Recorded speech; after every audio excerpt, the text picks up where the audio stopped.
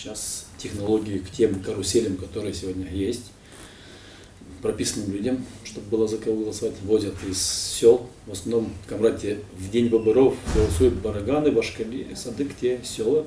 Привозят полные автобусы сегодня. Выплачивают каждому избирателю, который хочет проголосовать, 100, 200 или кому 300. Идет подкуп избирателя. Это никому не секрет сегодня, что возят и монастыри сегодня, и куда угодно. Это также является подкупом избирателя сегодня. Но я хочу предупредить наших горожан, тех, которые участвуют в этом.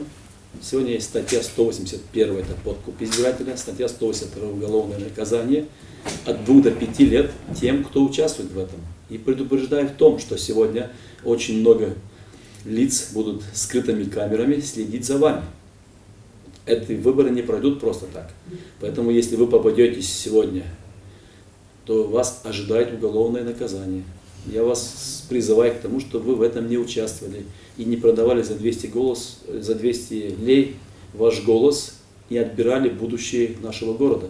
Потому что никому не секрет, что сегодня, если не будут проходить честные выборы, то о хорошей работе мэрии не нужно даже и говорить. То есть все начинается с выборов.